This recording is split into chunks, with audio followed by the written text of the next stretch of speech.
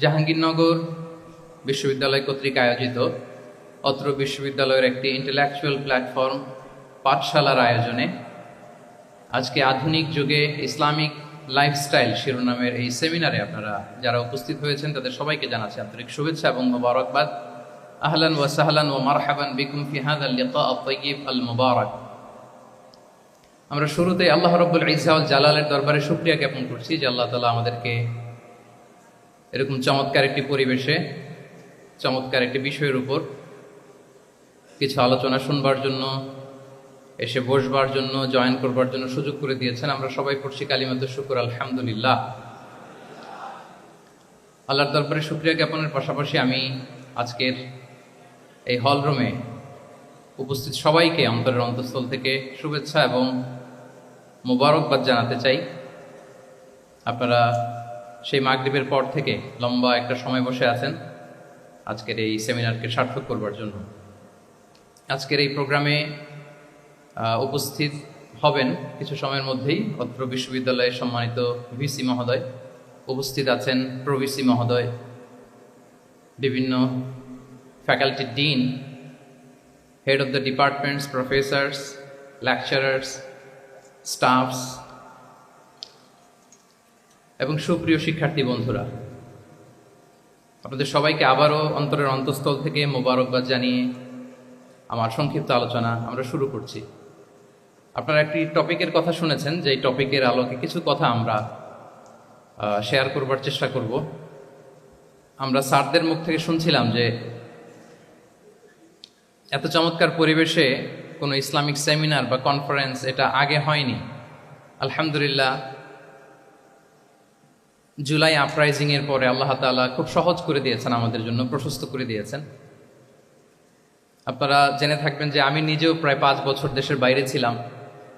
মালয়েশিয়াতে থেকে ভাবতাম যে দেশে কি আমি 29 সালে ঢুকতে পারবো না 41 সালে ঢুকতে পারবো। তো আল্লাহ তাআলার প্ল্যান যে ভিন্ন সেটা তো আমাদের জানা ছিল না।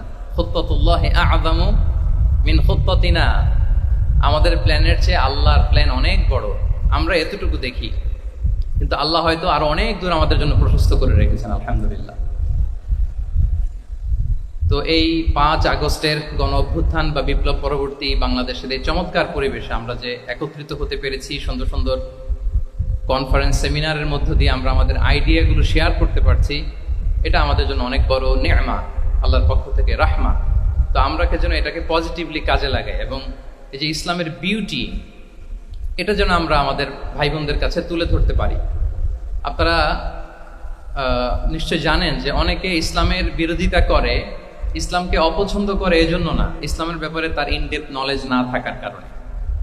এখানে আমাদেরও দায় কম না। আমাদের প্রপার প্রেজেন্টেশনের অভাবে আমরা সুন্দরভাবে ইসলামকে তাদের কাছে হয়তো উপস্থাপন করতে পারিনি, ফলে তারা ইসলামের বিরোধিতা করে।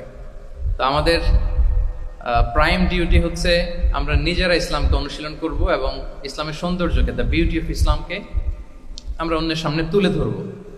এটা হচ্ছে আমাদের দায়িত্ব। আপনারা খুব চমৎকার সেমিনারের একটা টপিক নির্ধারণ করেছেন যে আধুনিক যুগে ইসলামিক লাইফস্টাইল। শুরুতে আমি ইসলামিক লাইফস্টাইল বলতে আসলে কি বুঝায় এই আইডিয়াটাকে, কনসেপ্টটাকে ক্লিয়ার করে আমি আমার মূল আলোচনায় যাবো ইনশাআল্লাহ বিইذনিল্লাহ। এই ফ্যানটা একটু কমাতে হবে, ফ্যানের বাতাসটা সামনে একটু কমাই দিলে হবে। খুব সহজে যদি বলি, ইসলামিক লাইফস্টাইল হচ্ছে যে লাইফস্টাইল কোরআন সুন্নাহ থেকে উৎসারিত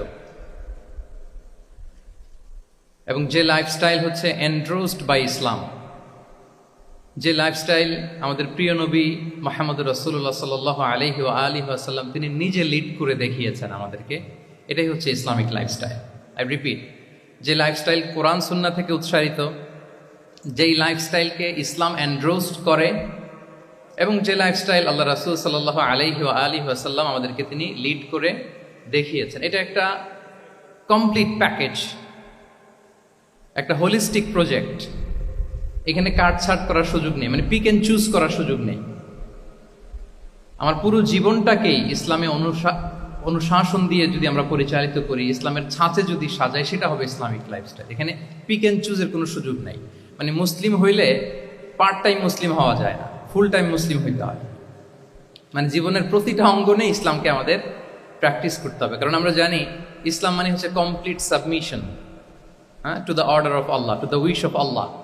কোনো যদি কিন্তু তবে ছাড়া আল্লাহর আদেশের সামনে নিজেকে উজাড় করে দেওয়ার নাম হচ্ছে ইসলাম। আই রিপিট, আমি আবারও বলছি, কোনো যদি কিন্তু তবে ছাড়া আল্লাহর অর্ডারের সামনে নিজেকে সঁপে দেওয়ার নাম কি? ইসলাম। সবাই বলুন তো, আল্লাহর আদেশের সামনে কোনো যদি কিন্তু তবে ছাড়া নিজেকে সাবমিট করা, এই সাবমিসিভ অ্যাটিটিউডের নাম কি? সবাই বলুন তো। তাহলে আপনি পিক এন্ড চুজ করতে পারবেন না যে এটা আমার ভাল লাগে, এটা আমার সাথে যায়, সো আমি এটা নিলাম, এটা আমার সাথে যায় না, সো এটা থেকে আমি দূরে থাকলাম, তাইলে এটা ইসলামিক লাইফস্টাইল হলো না। এই কনসেপ্টটা কি ক্লিয়ার সবার কাছে? এটা একটা total package, it's a total project, it's a holistic programme. আপনি আপনার সুবিধা মতো এখানে কাটছাট করতে পারবেন না, নিলে পুরোটাই নিতে হবে। তো আমরা অনেকে আবার কাটছাট করি নিজের মন মতো। তাদেরকে উদ্দেশ্য করে আল্লাহ তাআলা বলছেন, আফাতুমিনুনা বিবা'দিল কিতাবি ওয়া তাকফুরুনা বিবা'দ। তোমরা কি আল্লাহর কিতাবের কিছু অংশ মানো আর কিছু অংশ তোমরা অস্বীকার করো? এটা তোমাদের পলিসি?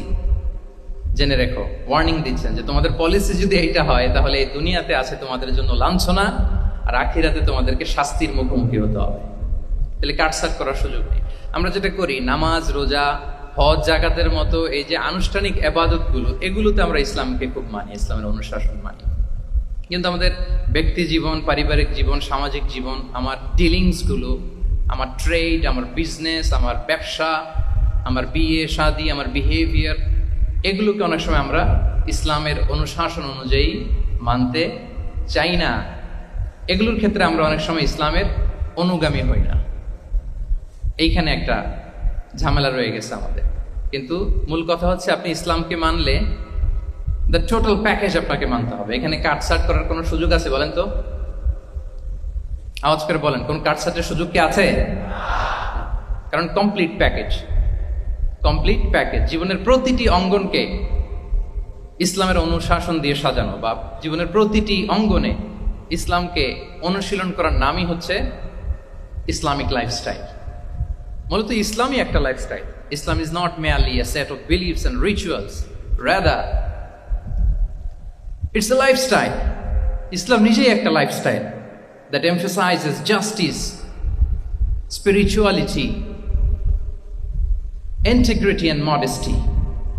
আপনি যদি নিতে চান, আপনাকে পুরোটাই নিতে হবে, তাহলে কাটছাট করার সুযোগ নেই। এটা হচ্ছে প্রথম, first and foremost reminder tonight, যে ইসলাম একটা টোটাল প্যাকেজ, একটা কমপ্লিট প্রোগ্রাম, একটা হোলিস্টিক প্রোগ্রাম।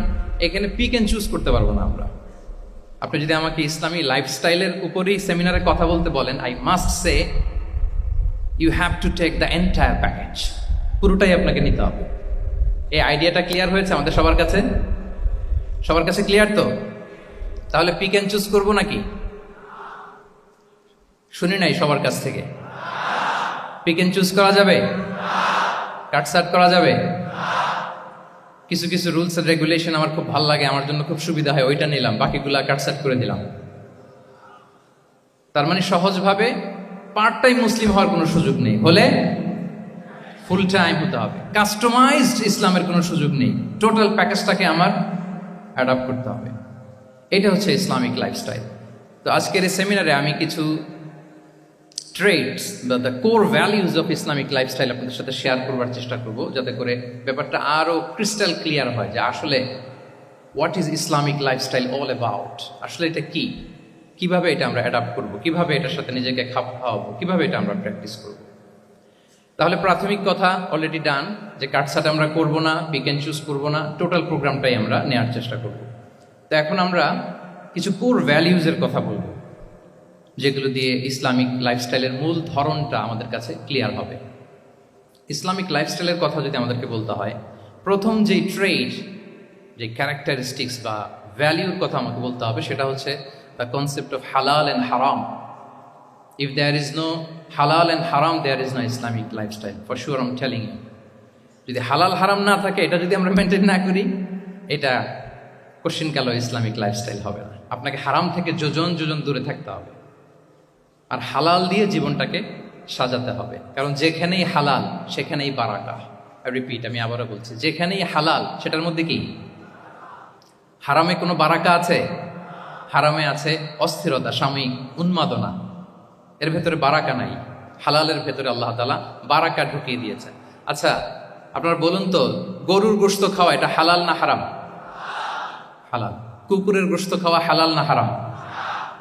আচ্ছা, গরু বছরে বাচ্চা দেয় কয়টা? গাভী? আচ্ছা, একটা। কুকুর দেয় কয়টা? কয়টা? 7টা, 8টা, 10টা? ফ্যামিলি প্ল্যানিং নাই তো? দেদারসে দিচ্ছে। আচ্ছা, গরু হালাল, কুকুর হারাম। গরু বাচ্চা দেয় কয়টা? কুকুর দেদারসে দিচ্ছে।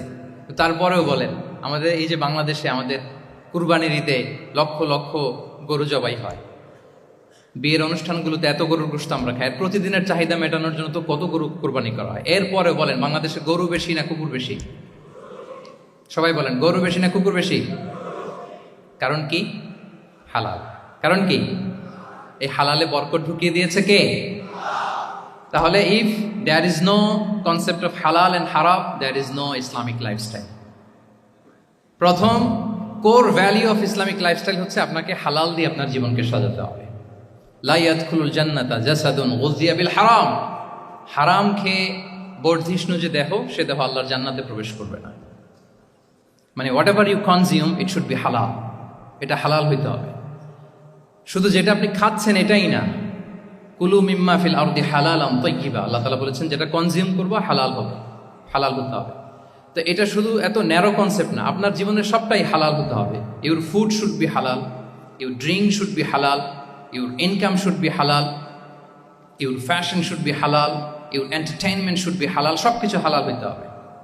আমরা অনেকে যে ভুলটা করি, আমরা খাওয়ার ক্ষেত্রে শুধু হালাল খুঁজি, এরকম অনেকে করে, কিন্তু অন্যান্য ক্ষেত্রে হালাল হারামের বাছ বিছান নাই। আমি একটা উদাহরণ প্রায়ই দেই, দেখবেন যে আমাদের বাংলাদেশের সরকারি অফিসগুলোতে তো ঘুষ চলে নাকি?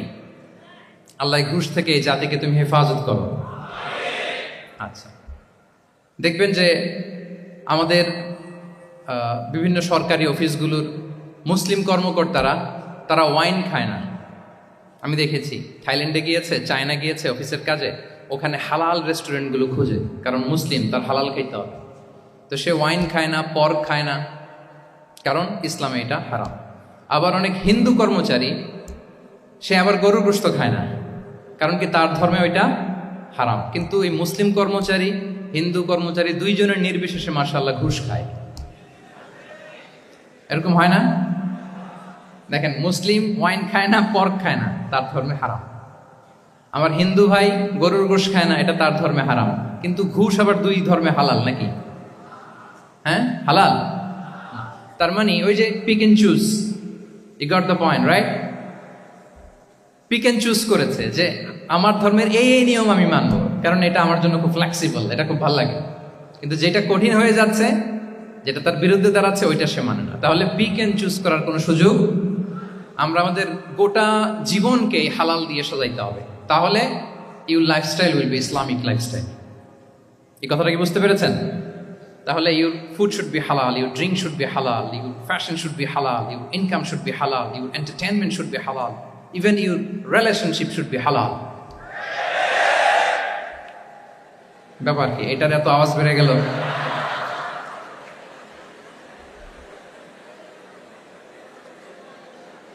এটা কমন পড়ে গেছে নাকি? আচ্ছা বলেন, হালাল রিলেশনশিপ কোনটা বলেন? এই তো আসল জায়গায় হাত দিছি বোধহয়। আমাদের শিক্ষার্থী বন্ধুদের মধ্যে বিবাহিত আছি আমরা? হ্যাঁ, কারা কারা আছে দেখি তো।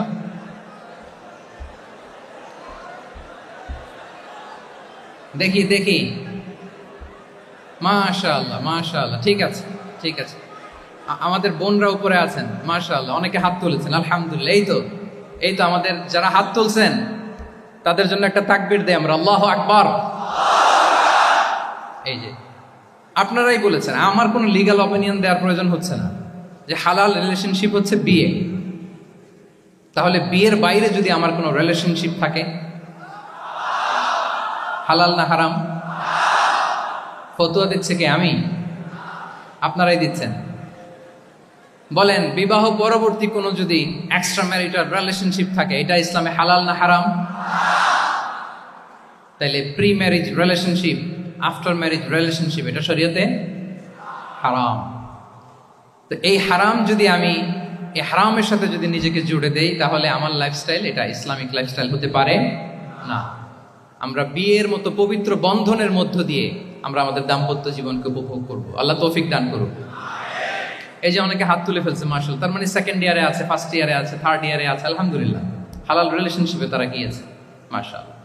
তাহলে হালাল এন্ড হারামের ব্যাপারে যদি আমরা বলি, আমাদের পুরো জীবনের প্রতিটি অঙ্গন আমরা হালাল দিয়ে সাজাবো। কি বলেন, পারা যাবে তো ইনশাআল্লাহ? হারামের সাথে আমাদের কোনো সম্পর্ক আছে? হ্যাঁ, আমরা সবকিছু হালাল দিয়ে সাজাবো তো? হারামকে আমরা না বলে দিব না, নো। আজকের এই জহির রায়হান মিলনায়তন, না এটা কি নাম, জহির রায়হান মিলনায়তনের এই হলরুম থেকে হারামকে আমরা লাল কার্ড দেখাই দিলাম। কি বলেন, হারামকে আমরা নো বলবো, আওয়াজ করে বলুন নো। ওকে, নো টু হারাম। তাহলে the concept of halal and হারাম আশা করি আমাদের কাছে ক্লিয়ার। আমরা হালাল দিয়ে নিজেদের জীবনকে সাজাবো, হারামের সাথে আমাদের কোনো সম্পর্ক নাই। তাহলে একটা ট্রেড আমরা শেয়ার করলাম, একটা কোর ভ্যালু শেয়ার করলাম, যে আমরা যদি হালাল মেনটেন করতে পারি আমাদের জীবনে, এটা হচ্ছে one of the core values of Islamic lifestyle. 2 নম্বর হচ্ছে ইসলামিক লাইফস্টাইলটা বেসিকলি এটা একটা প্রোডাক্টিভ লাইফস্টাইল। মানে ইসলাম আমাদেরকে, ইসলামী লাইফস্টাইল আমাদেরকে প্রোডাক্টিভ হতে উদ্বুদ্ধ করে।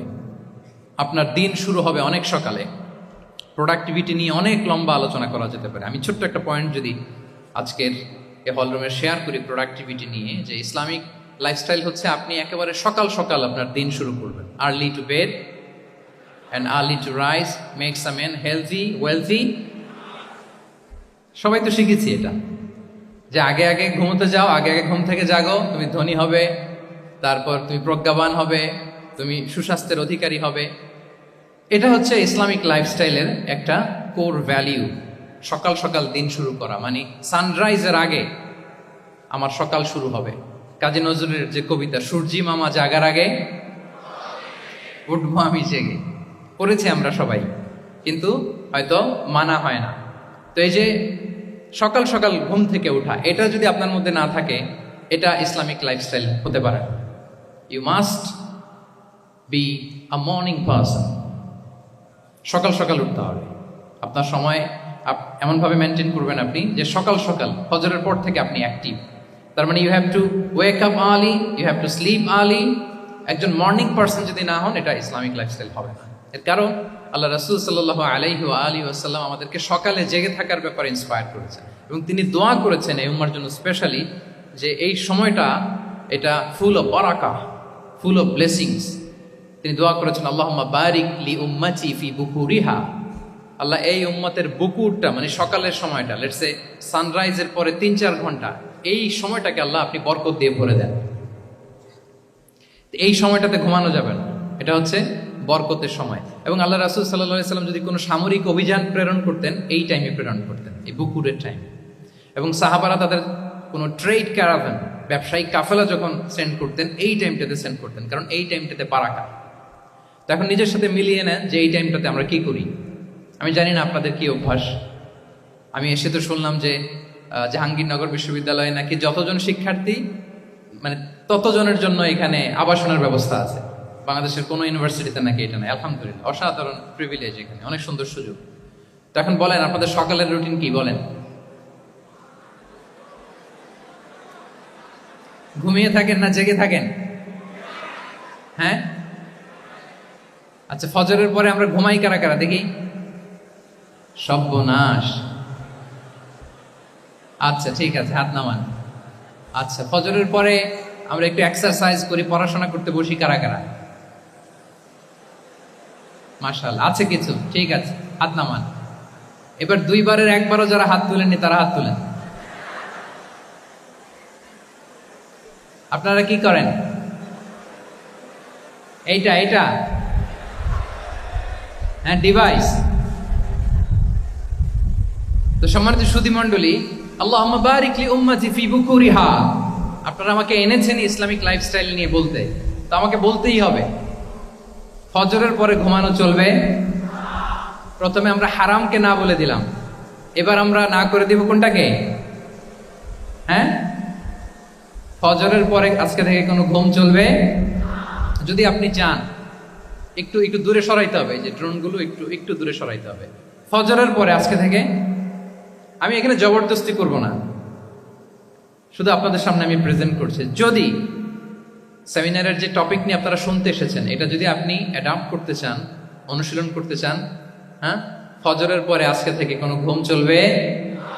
এই সময়টাতে অনেক বারাকা আছে। তো কি করতে হবে? এটার জন্য আগে আগে ঘুমোতে হবে। কি বলেন? অনেকে ফজরের এই বরকতময় সময়টা তারা ঘুমাতে ঘুমাতে মিস করে। এর কারণ দেরিতে ঘুমোতে যাওয়া। আগে আগে ঘুমানোর অভ্যাস করতে হবে। কিন্তু আগে তো ঘুম আসে না, তাই না? এই যে ডিভাইস আমাদেরকে ঘুমাতে দেয় না, আমাদের শান্তির ঘুম কেড়ে নিছে এই ডিভাইস। এই ডিভাইস অ্যাডিকশন, স্ক্রিন আসক্তি, এই স্ক্রিন আসক্তি আমাদের শান্তির ঘুমকে কি করেছে? কেড়ে নিয়েছে। আল্লাহ তাআলা রাতকে বানিয়েছেন ঘুমের জন্য। ওয়াজআলনা লাইলা লিবাসা, লিবাস মানে আবরণ। আমি রাতকে বানিয়েছি পোশাকের মতো আবরণ করে, যে আবরণ রাত্রিবেলা নিঝুম নিঝুম নিস্তব্ধ অন্ধকার দিয়ে ছেয়ে দেয়। ফলে মেলাটিন নামে একটা হরমোন নিঃসরিত হয়, আমাদের ঘুম ঘুম ভাব আসে। ঘুমের জন্য আল্লাহ তৈরি করেছেন রাতকে। এরপরে আল্লাহ তাআলা বললেন ওয়াজআলনা নাহারা মাআশা, আর দিনকে বানিয়েছি আমি প্রাণ চঞ্চল করে। দিনে আমরা কাজ করব, তাহলে রাতে আগে আগে ঘুম, আর দিনের বেলা আল্লাহ তাআলা আমাদেরকে কাজ করার জন্য সৃষ্টি করেছেন। কিন্তু এই সাইকেলটাকে আমরা ঘুরাই ফেলছি। রাতে যত দেরি করে আপনি ঘুমাবেন, সকালে ঠিক তত দেরি করে আমাকে উঠতে হয়। ঠিক কিনা বলেন? তাহলে ফজরের পর বকুর পিরিয়ড অফ টাইমটাকে কাজে লাগাতে হলে রাতে আমাদেরকে আগে ঘুমাতে যেতে হবে। রাতে কি করতে হবে? আগে ঘুমোতে যেতে হবে। তাহলে এক নম্বরে কি বললাম? কনসেপ্ট অফ হালাল এন্ড হারাম। 2 নম্বরে বললাম প্রোডাক্টিভিটি। ইসলামিক লাইফস্টাইল হচ্ছে একটা প্রোডাক্টিভ লাইফস্টাইল। এটা মেনটেন করতে হলে প্রোডাক্টিভিটির অনেক কথা। একটা কথা হচ্ছে সকাল সকাল আপনার দিন শুরু করুন।